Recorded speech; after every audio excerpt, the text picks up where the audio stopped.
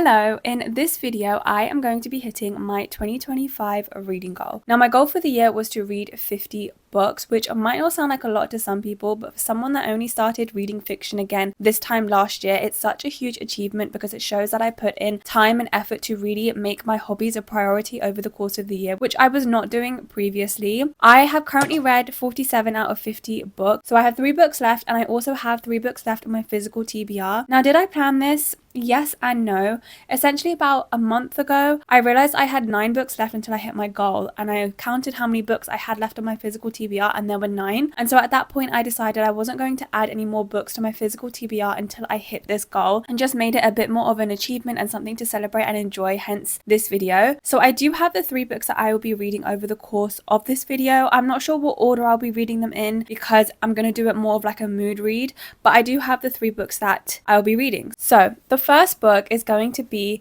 The Book of Azrael by Amber v. Nicole. I have heard so many good things about this series, and this is the first book in this series, so I have started quite a few book series over the past couple of months, which I do need to eventually catch up with and finish, but I am going to be starting another series. I don't know too much about the book and this series, largely because I've forgotten what I heard of when I heard the reviews, so I am kind of going into it a bit blind, which I do like to do because it avoids spoilers. I also don't read the blurb all too often just as I'm about to read the book, because again, I think there's a few times where it has been spoiled for me, but I have heard a lot of good things about this book and the series as a whole. I am hoping that one of these books will be a 5-star because I have not read a 5-star in quite a few months. I've read a couple of 4 stars, but a lot of 3 stars. So I really hope one of these will be 5 stars, and I do think this one has the potential to be, but this will be one of the books. Then we have A Lair of Bones. This is the first book in another series, and the author of this book also wrote the Blood and Steel series, which is 4 books. Then we have a spin-off or like an interconnected book within that series, and then we also have a spin-off series. So I've read the main 4 books and the additional book called Slaying the Shadow Prince. I have not read the spin-off, which is Iron and Ember, so I do hope to read that at another point, but this book is not connected to that series. It's just by the same author, and the reason I decided to pick this up is because I really enjoyed the Blood and Steel series. It was a fun fantasy series that wasn't too overly complicated, so it was really good for when I still want to read fantasy but I don't want it to be too complicated and too many things going on. It was a really nice and easy read, which is why I wanted to read more by the same author. I think those types of books are great as almost palette cleansers and just to have a break between high fantasy or books with a lot of emotional turmoil. So there are sirens and there's magic, and honestly that's all I need to know. It sounds like a fun book. I did like this author's other series like I mentioned, so I'm looking forward to this. And then the last book is Direbound. I have heard so many good things about this, and I actually did get a special edition version which I will show you. So this is the sprayed edge. Then we also have the hardback cover. The front is so stunning. There's nothing on the back, but the front is really nice, and then the dust jacket itself is also really stunning. So we have this book, which I think is the first book. I don't know if it's a duology or a series, but I have had so many people rate this 5 stars, so this is also a potential 5-star that I'm hoping for. This is a very chunky book, so I'm hoping to read it on like a long winter weekend or just when I'm staying indoors and I'm staying cozy and I can just binge read it, because I think that will be a really enjoyable way to read this book. But this will be the 3rd book in this video. Now I am not currently going to start reading these today because I'm actually in the middle of reading The Metal Slinger, which I will be giving more of my thoughts on that in this video. But once I finish that book, then I will start with one of these and we will work our way towards hitting the goal for 2025.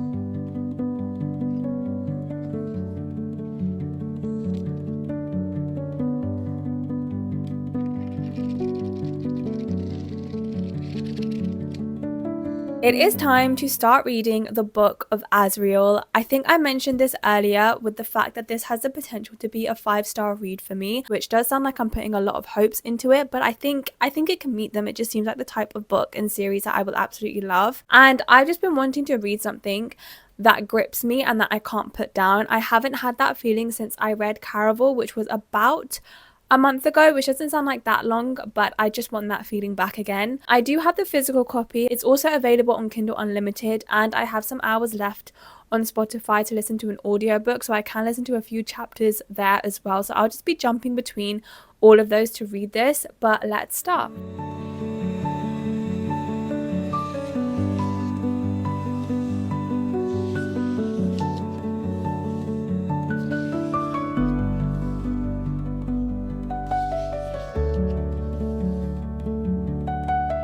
Reading update. I have in fact been an extremely slow reader this past week, and I think it's a culmination of starting a new book series, which I do tend to be a bit slower at until I'm really invested into the story, and also just having a busier week than I thought I would, so I didn't have as much time to read as I wanted to or as I had expected to. So I'm only 6% of the way through, which is honestly diabolical for already being a week since I started this. So I am hoping to get much further in this over the next few days. I will also be listening to some of the chapters as an audio, which will hopefully help me get through it a bit more just whilst I'm doing other things. Otherwise, I just feel like I always end up having the time to read right at the end of the day, which is when I actually need to go to sleep, because otherwise I'm just going to be shattered for the next day, so I end up not reading at all. So I will hopefully be listening to a couple of chapters whilst I do some other hobbies and bits and bobs just throughout my day, which will hopefully get me through this a bit more, and then we can have like a proper update. But at the moment I'm intrigued and I'm enjoying it. That's really honestly all I have to say, because as I said, I'm only 6% of the way through, which is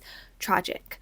Now, I have actually started to tab a few things, and my process with tabbing really changes every time I start a new book. Sometimes I know the categories I'm going to tab, sometimes I make it up as I go along. So at the moment, we have this top like purplish one, very dark purple, for our main character and kind of her inner monologue, her thoughts, and hopefully what will be her character development. Then we have this, can't remember if it's this one or this one. I think it's this blue one here, which is for the world building and maybe for the plot.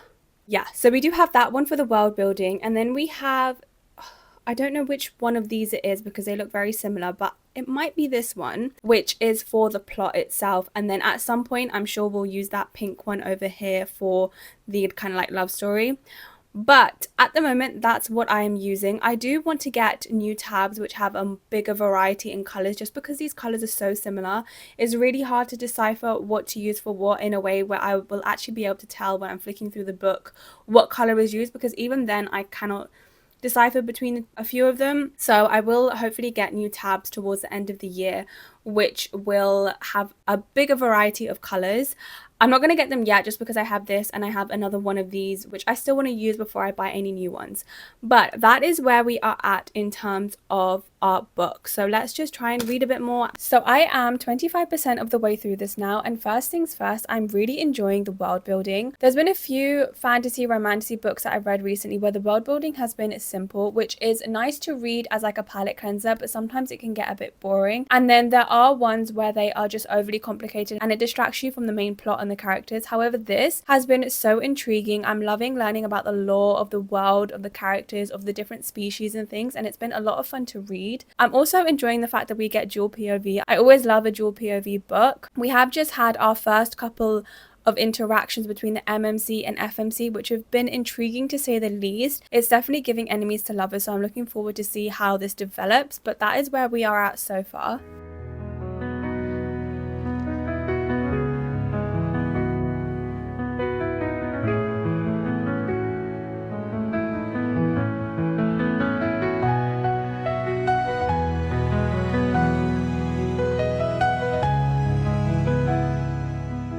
So I am in fact 90% of the way through the book of Azrael. Now I did write down some notes as I was reading through it so that I wouldn't forget to update you. So let's run through those. At 45%, my main thoughts were 1, having a great time, 2, enjoying the dynamics that are developing, and 3, I would like some more depth. So for each of these, the first one, pretty self-explanatory. I was enjoying the book. I was liking the development. I really enjoy the world building. I always think that if the world building is good in a fantasy series, I'm going to enjoy the book. I was having a lot of fun with getting to know more about the world and the lore and just the history of different areas of this world, how they all connect with one another. I was really enjoying that. And I was also liking the pacing of the book up until this point. So I was having fun just getting involved into the story. Then in terms of the dynamics, I was really liking the dynamics that were developing between the FMC and the MMC, seeing their progression, seeing how they kind of worked with one another and what their development was. It didn't feel too rushed, it also didn't feel too slow. I really enjoyed how they were developing and how they were getting to know each other as well. In terms of depth, as I mentioned, I was enjoying the world building. However, up until this point, it started to feel like there was too much focus on the world building and not enough on the characters. I wanted to learn more about the main characters, some of the side characters, and just to get more out of them. This did in fact happen in the next few chapters, which kind of solved this craving that I wanted, but it was something that occurred to me around 45% where it was starting to get to the point where, okay, we're learning a lot about the world, which is great, but I want to learn more about the characters. Then at 60%, I was still enjoying it. I was still liking the world building and the development between the FMC and the MMC, and again, I also really liked the pace. One aspect that I found quite fun was the MMC is not mortal, and so seeing him experience the mortal world and have kind of reactions and thoughts to things that humans do on a natural basis or that we just do socially. Not only did it give some humor throughout the book, but we also learned more about him, so I really did enjoy that aspect of this as well. Then at 80%, I was still enjoying all of these things. However, in terms of the FMC and the MMC, I almost wish they had a bit of a slower burn. From about 75% of the way, things that occurred between them, I wish had occurred actually in the second book rather than this first one. I am someone that generally likes a slow burn, so it could be to do with that, but I just would have liked these things to develop in the second book rather than this one. It didn't feel rushed necessarily, I just wanted kind of more out of this development, but we'll see how that develops in the next books in the series too. One aspect that I have felt like I've missed is actually having more appearances from other characters, a bit more of a found family, and just more from different characters that are close to our main characters. I understand that this is the first book in the series, so it's obvious that this is focused on the FMC and the MMC, so maybe we'll see more of a found family in the next few books, but that is something that I felt was lacking a bit. We experienced it a little bit as the two main characters go through their journey and adventure. I just wanted more from it. I wanted more from other characters. I wanted to know more about the other characters that were involved, the ones that are close to these main characters, and maybe in the next books we'll get other POVs and we get to delve into that a bit more, but that is something that I would have liked to have a bit more in this first book. But it's understandable that this is more focused on our FMC and the MMC, and maybe we'll get into that a bit more in the later books in this series, because I do think the fourth book in this series actually just came out. But those are my thoughts at the moment. I will be finishing off the last 10% and then I will come back to you with my final thoughts. I have finished the book of Azrael and I ended up giving this 4 stars. So it's not the overall 5 stars that I had hoped for, but 4 stars is still pretty good. I do have to say that my annotations did get messed up as I went along because a lot of the colours looked the same and I forgot what they all stood for. I know I used to add it to the start of the book and just add one colour of each and then write down what they were. So maybe I need to start doing that again, but this was definitely not organised in terms of my annotations. But I first of all, love the world building. I really enjoyed learning all of the lore and a lot of the history and the different worlds and the different aspects of the different realms and things. So that was really fun to learn as we went through the book and through the journey alongside the main character. So I had a lot of fun with that. I did like the FMC and the MMC in their development and dynamic. I do still wish we had a bit of a slower burn towards the end of the book and that those things had occurred in the second book, but I still enjoyed them as they were and as they got to know each other. So I did like that. I do also wish we had more of a found family. I think we definitely have the start of it, and due to how this book ended, it's likely that this will occur more in the later books and maybe we'll get different POVs as well, which I think would be really fun. It's definitely been set up to have that as a possibility. I do know that the 4th book has just come out, however I don't know if the 4th book is the last book or if there's going to be more in this series, but I will definitely be continuing this series and catching up with it. I don't know when that will be though, because I did just restock my physical TBR, so I will need to get through those books before I buy any new ones. The ending of this book, as fantasy books always are, the last 100 pages, the last 10%, there was a lot of information thrown at you, at me as the reader, so it was a lot of information to pick up, to understand and to figure out what had happened and what it all meant. So that did take me a minute, but I still enjoyed what had happened and I'm looking forward to continuing it. So I do have a few favourite quotes that I want to talk about, but I'm going to add those to the end of the video just to avoid any spoilers, which means we have finished our first book and let's move on to book 2.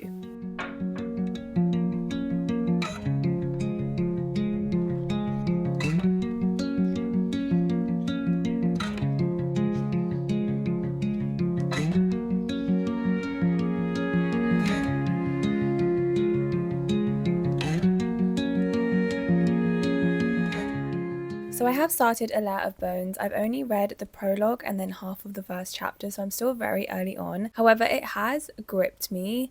The prologue definitely drew me in and I'm interested to see where this goes. I also always do tend to love books that are based in or around the ocean, so this one definitely has potential. So I'm looking forward to where this goes, and maybe this will be a really good series for me. So I am just over halfway through this now and I have a few thoughts. Firstly, it is not the under the water sirens that I had originally assumed it would be.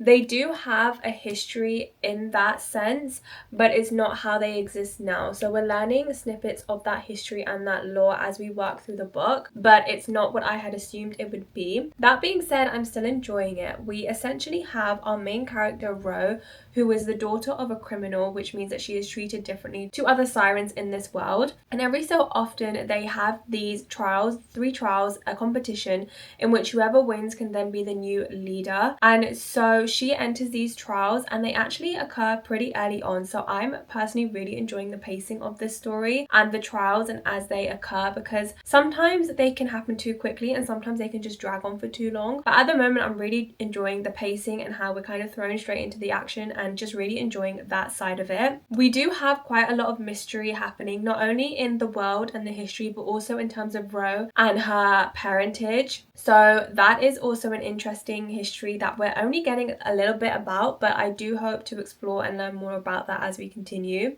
And then in terms of our main character, I am really liking the friendship that is developing between herself and this human that she is basically stuck with, and just seeing how they develop in terms of trusting each other more, working together more. I'm really liking their friendship development. That is where I am at the moment. I have been listening to a lot of this as an audiobook. I did end up purchasing the whole set because it's a book of 4, so I purchased that on Audible, which just meant it was cheaper. So I've been listening to a lot of the Audible and I've been annotating it. I did in fact learn from the previous book and I wrote at the front the main categories that I'm annotating. So we have, the first one is world, the second one is plot, and the third one is FMC.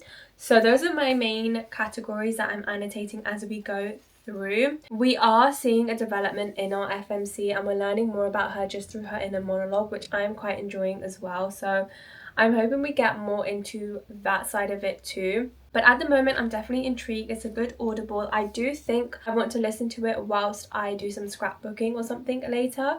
So hopefully we can get through a chunk of that. And I don't think it will take us much longer to complete just because we have been listening to it quite a bit this week, so we'll see how the rest of it goes. I have in fact finished A Layer of Bones and I ended up giving this 3.5 stars. It was an enjoyable read and I did listen to a lot of this as an audio book, which was quite fun to listen to and annotate side by side. So I had fun with this. Now we have a big theme of friendship throughout this whole book, which I really enjoyed exploring. We didn't have any romance, but I think there is some romance in the later books.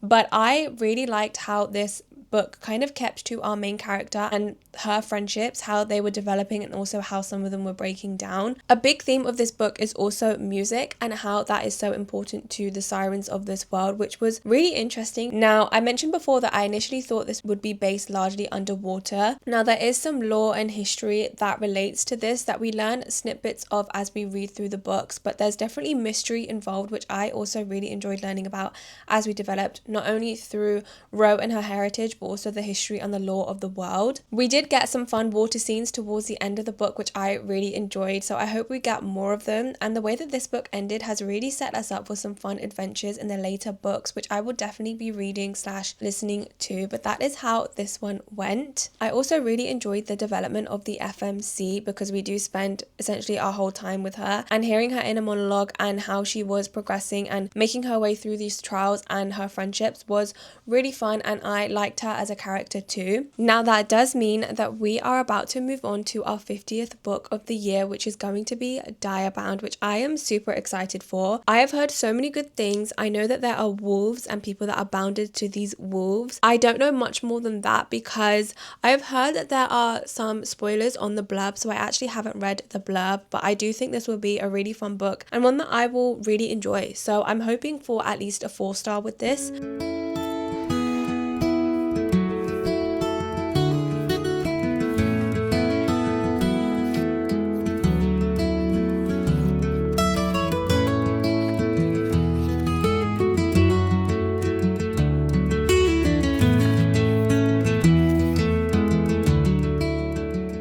So unfortunately my mic was not connected at this point and I didn't realize, so let me explain what I was saying. I got up to about chapter 4 in Direbound and we were essentially introduced to our FMC Merrin, as well as her family life and the people that she's closest with. We've also had glimpses of the direwolves that are a prominent part of this story, as well as the social hierarchy that exists in this world. I'm enjoying it so far and I like the FMC. I do think I've just read the inciting incident which is going to lead our FMC into taking more action.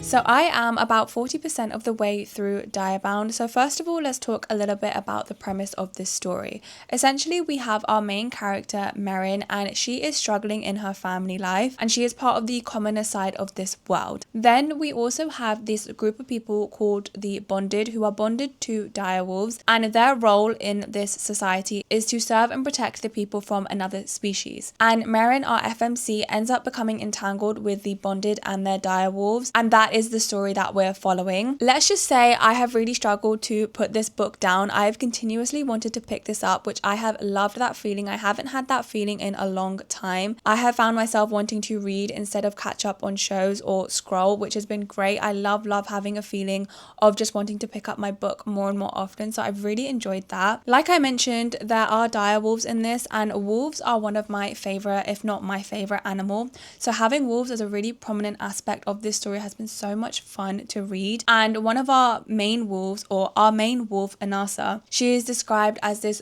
beautiful, majestic, ancient creature, and I just love the prose that is surrounding the wolves and the animals. It's just so gorgeous, and it's really had me enchanted by the story and the animals. I do in general like fantasy stories where we have people that are bonded with animals, whether that's dragons or anything else, but specifically because I do love wolves anyway, that has been a really fun aspect of this story, and I just really liked getting to know more about the wolves in general, how they act, what they're like, and what they think as well, and just learning more and more about them. I just think they're gorgeous creatures, especially in this story, so I'm really enjoying that aspect too. I am also liking our FMC. I think she's a great character. She is essentially thrown into a situation pretty early on where she has to survive, and seeing how she overcomes that and the friendships that she's formed, I'm really enjoying that part of the story as well. I like a lot of the characters in this story, which has been great. The friendships that the FMC is forming, I like those bonds and how they're developing and the conversations that they're having, so I'm really enjoying that aspect too. We do have a little bit of romance, and that is more of a subplot. I do like that it's a subplot and that our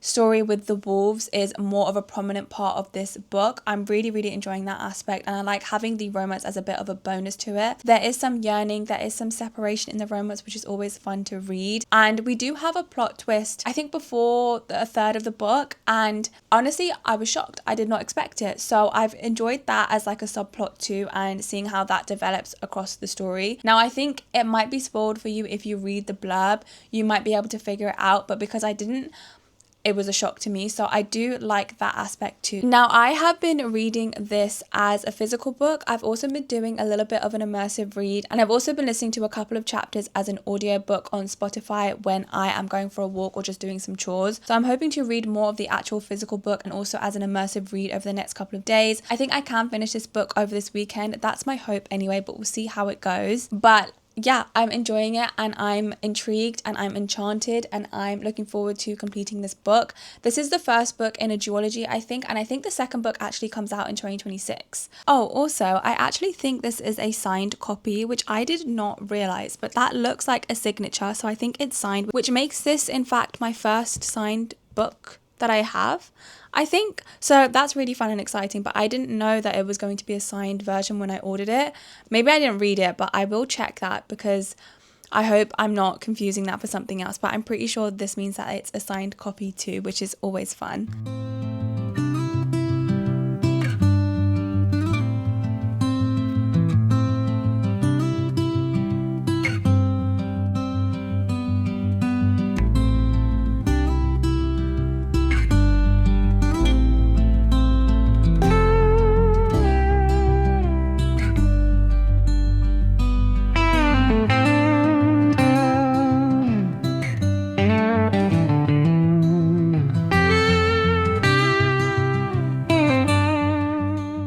So I did manage to read a good chunk of Direbound last night. I'm now at 60%.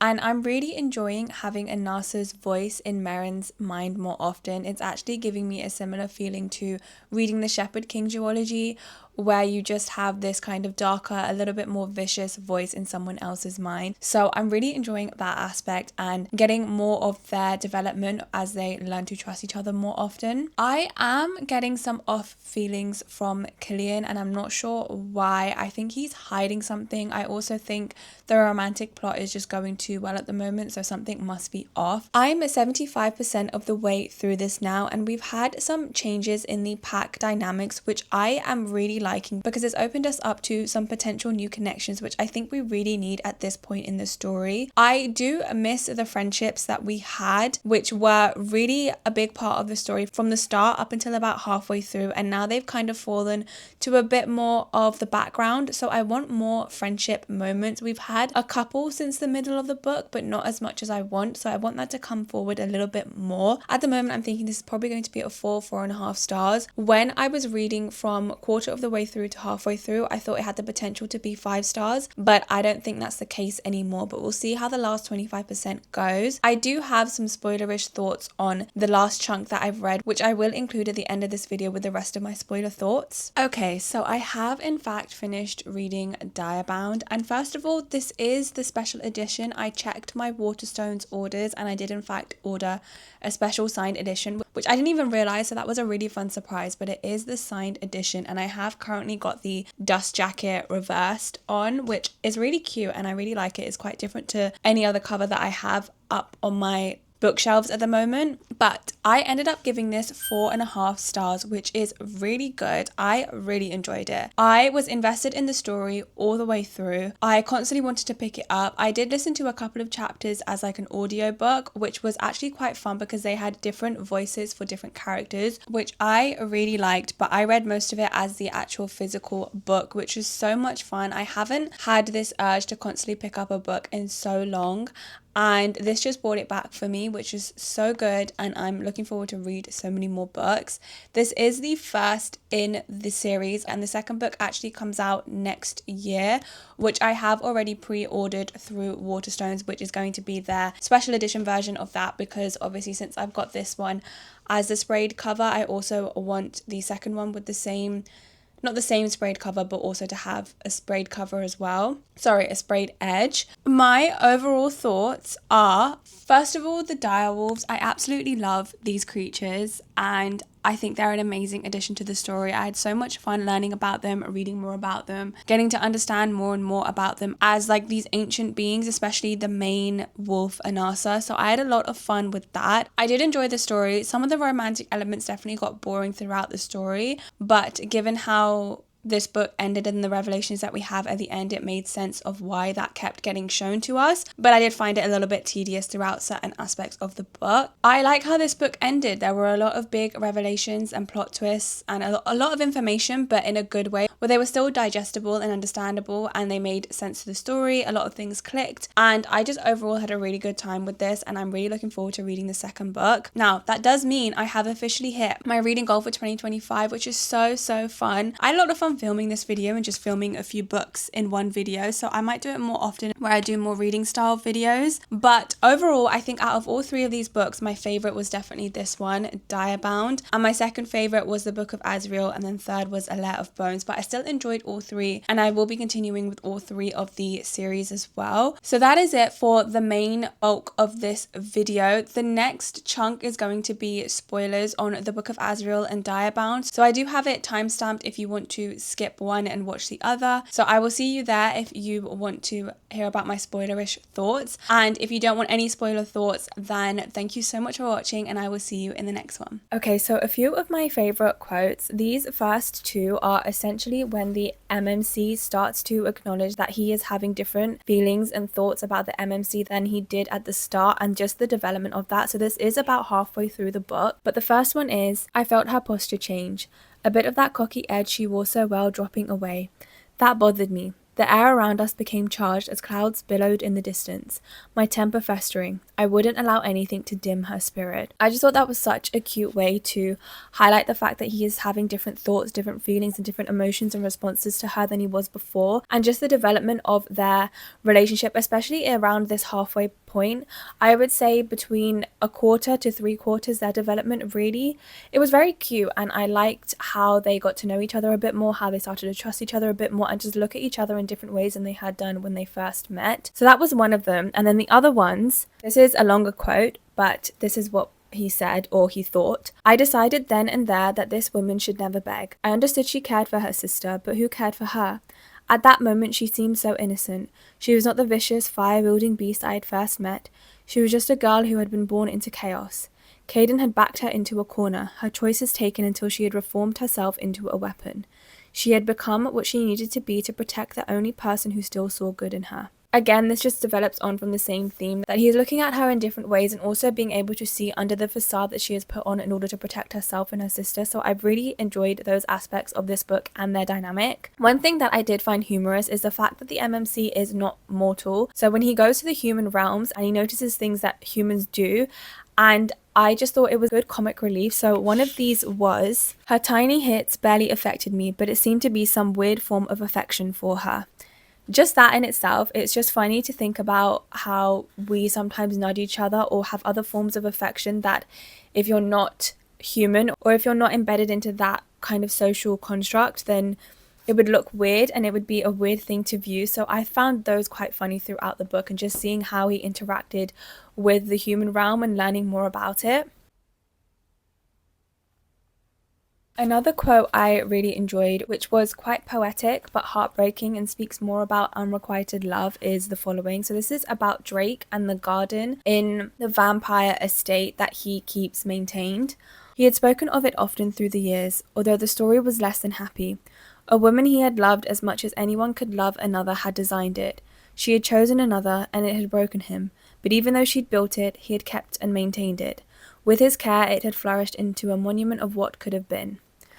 I just thought that was so gorgeous and heartbreaking, and I know Drake ends up betraying them, but I just still thought it was a gorgeous way to honor something that could have been. And also it showed that he was trying to keep alive any part of her that he had left, even though she had chosen someone else, and it was just heartbreaking. I hope we get to learn more about that and more about Drake as well, because I do think there's more to his and his brother's choice to portray. So I hope we get to learn a lot more of that as we continue through the series. But those were some of my favorite quotes. So this part is going to contain some spoilers of Direbound. So if you don't want to hear any spoilers, then just exit out of the video now. Thank you so much for watching. Now, I mentioned that I really enjoy the wolves in this story, specifically how they're described. And a lot of that starts at the end of chapter 10. And I just want to talk about a couple of the quotes that I really enjoyed. So this is when we're first introduced to Anasa, and we have Anasa running in the moonlight, racing down the mountainside faster than wind. A sun rising, rays blinding and beautiful, a crown, its metal glinting, then drenched in blood. And then the second quote is, I'm in the rock, sensing the vibrations of the thousands of creatures and plants that cling to my surface. I'm stretching upward, a pine tree, centuries old, reaching for the stars. I just think that prose is so stunning. The ways that the wolves are described and how we learn more and more about Anasa and in her thoughts and her experiences. It's just so enchanting, and I absolutely love that aspect of this story. Now, one part that I absolutely do not enjoy is the king. Why?